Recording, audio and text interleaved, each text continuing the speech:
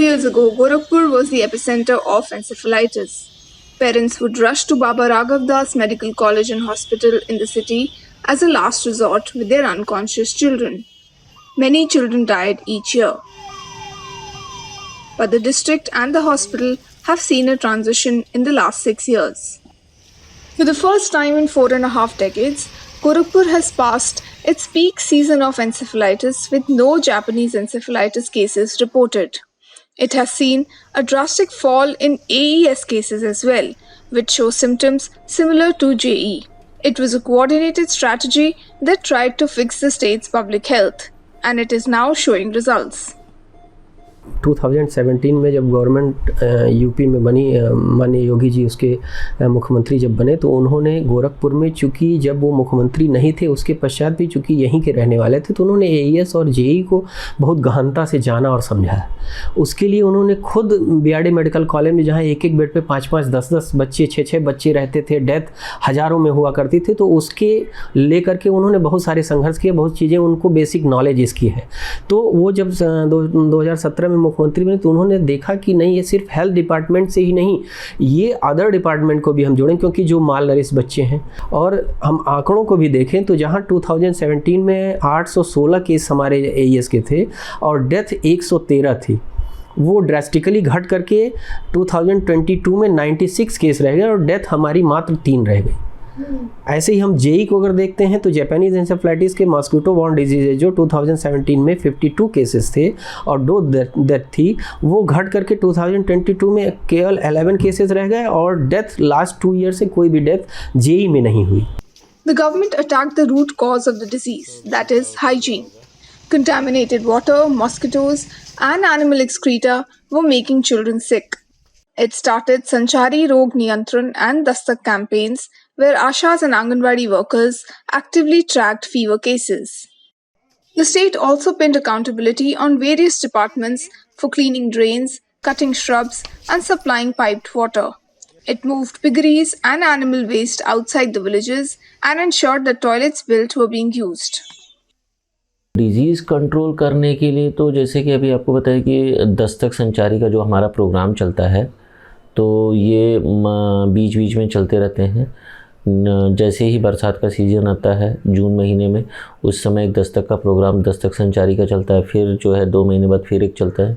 तो इस तरीके से 2-3 बार जो है हमारे यहाँ दस्तक संचारी का प्रोग्राम जो है चलता है, जिसमें जो है अदर डिपार्टमेंट भी इन्वॉल्व होते हैं, जैसे पशुपालन विभाग है, पंचायती राज है और इरिगेशन डिपार्टमेंट है, एजुकेशन डिपार्टमेंट है।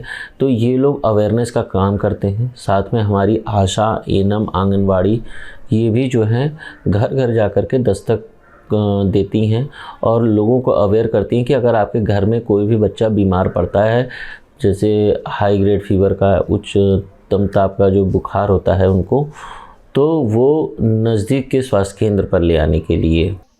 But the print found that the micro plans for prevention of infection is barely functional in the border villages of Gorakhpur.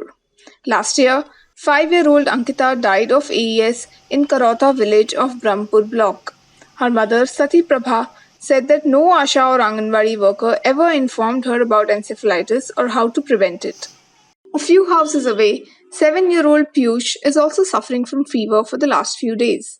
But no health worker has visited his house either. In the areas surrounding the village, drains are clogged with decaying garbage. Mosquitoes fly over stagnant water in the fields, and shrubs and bushes are growing wild. The health workers blame the families for ignorance. जैसे कि बात तो ये भी है, सबसे पहले तो लोगों को समझाना, मान लीजिए ग्रामीण स्तर पे बहुत ही बड़ा वो होता है। जैसे समझाते हैं हम लोग, लेकिन कुछ लोग इग्नोर कर देते इस बात को फिलहाल। और समझने को तो लोग समझते ही हैं, लेकिन जो है कि फिर भी लोग गलतियां करते हैं। और हमारी आंगनवाड़ी बहनें हुई या एनम हुई या आशाएं हुई, लोग समझाती हैं लोगों को, और ये लोग बिना इन्फॉर्मेशन दिए हुए लोग गलती कर बैठते हैं लोग। Meanwhile, the government is also ramping up the defunct primary and secondary healthcare centers. It is upgrading infrastructural and manpower lacunas in the government hospitals.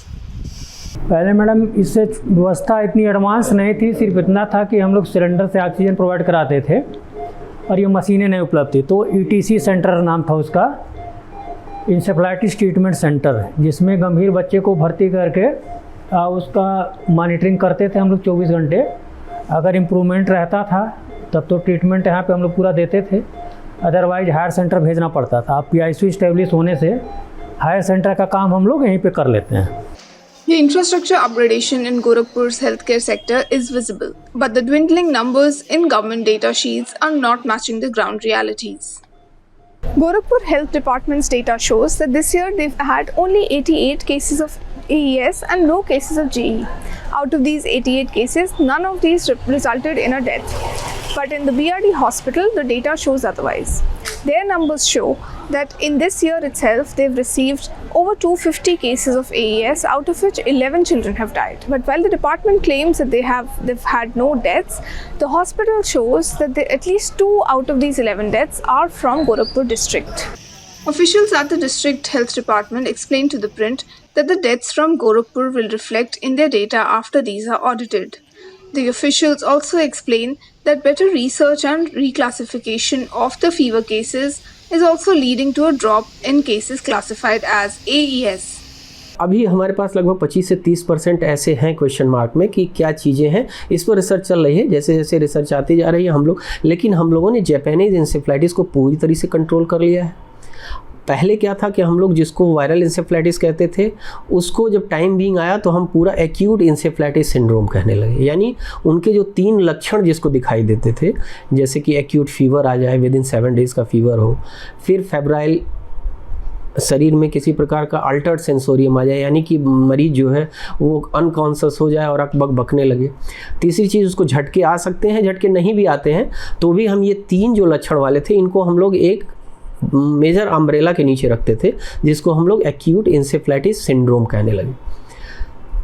फिर हमने क्या किया कि डायग्नोसिस जब हमने बनाई कि हम सारे AES केसेस का कम से कम 6 एटियोलॉजी करें।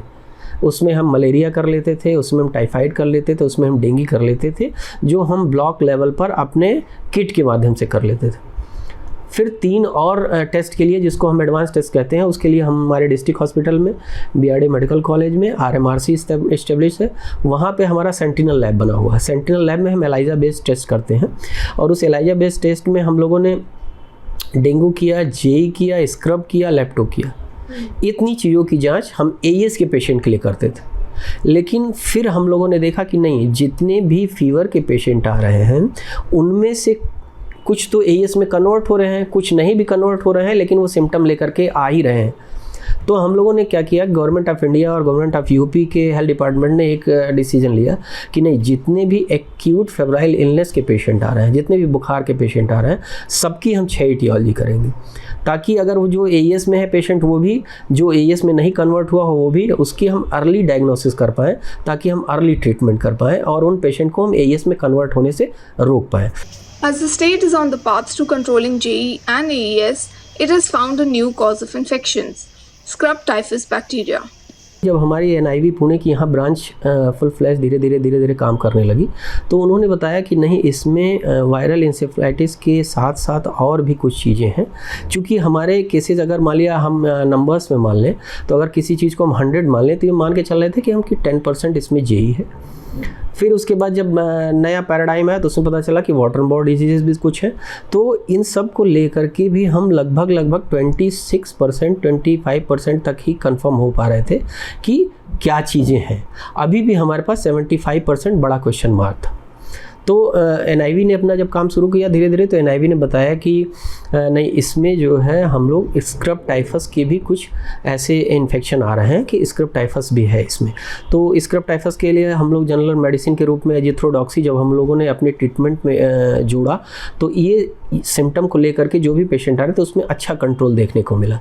तो इससे पता चला कि हाँ, स्क्रब टाइफस की भी कुछ केसेस इसमें इनक्लब्ड है। लेकिन उसके बाद भी अभी हम लोग जो है लगभग 30 से 40% केसेस अभी भी हम लोग क्वेश्चन मार्क में है। Reclassification and identification of new infections has been possible in Gorakhpur with sound research by the National Institute of Virology, which is now Regional Medical Research Center of ICMR. The Regional Center of ICMR plays a vital role in the fight against encephalitis from eastern Uttar Pradesh. The earlier studies found that the large part of cases discovered here are of Japanese encephalitis. Sometime around mid-2000s, they found that these cases, the infections here are a mix of Japanese encephalitis and enterovirus, which is a waterborne disease. And by 2013, the intensive studies found out that it's not just these two strains that are causing the infections among children.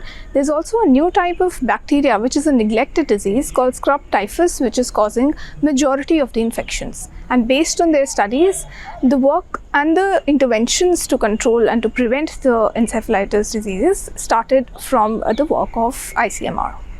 Meanwhile, the BRD hospital has also undergone a makeover. Corridors are scrubbed with disinfectants, walls are plastered with tiles, and by next month, the pediatric ward will shift to a newly constructed 500-bed multi-story building. 2017 के बाद में ये महसूस किया गया कि यहाँ पर पर्याप्त मात्रा में बेड्स की संख्या हो। यहाँ पर वर्तमान में 428 बेड, 217 थे पहले, लेकिन 428 बेड की व्यवस्था की गई। जो भी मरीज आता था उसको त्वरित और समुचित इलाज मिलता था। जो भी हमारी ज़रूरतें होती थी मरीज को ट्रीटमेंट के लिए, जैसे वेंटिलेटर है, मल्टीपैरा मॉनिटर्स हैं, इन्फ्यूजन पंप है और मेडिसिन और कंज्यूमेबल्स हैं। 2017 के बाद में बीआरडी मेडिकल कॉलेज के जो पीडियाट्रिक विभाग में, उसमें एक टेम्परेरी स्टोर, मेडिकल स्टोर और कंज्यूमेबल स्टोर बनाया गया है। साथ ही साथ जो भी हमारे यहाँ पैरामेडिकल स्टाफ था, नर्सिंग स्टाफ था या डॉक्टर्स थे, उनको समुचित ट्रेनिंग दी गई कि किस तरीके से आप जो है SOP डेवलप की गई। प्रिवेंशन जो क्रॉस इन्फेक्शन होता है उसको कंट्रोल किया गया। रेगुलर पोंछा लगाया जाता था, 15 दिन में कल्चर सेंसिटिविटी कराया जाता था और प्रत्येक दिन डिफरेंट कलर की चादरें बिछाई गई, जिससे पता चलता था कि ये चादर एक दिन से ज़्यादा इस पर नहीं है। वर्तमान में एक तरीके से JE और AS उन्मूलन की तरफ जा रहा है, हम ये कह सकते हैं। Since 1978, children sick with encephalitis virus have been coming to BRD Medical College for treatment. Many of them do not survive. The hospital has been in the limelight before for bad infrastructure, for lack of resources and manpower. But the hospital now claims that all of this will be fixed. Within a month, the entire pediatric ward and intensive care units will be shifted to this new building, which has 500 beds and all the modern facilities. In Gorakhpur, this is Sonal Matharu for The Print.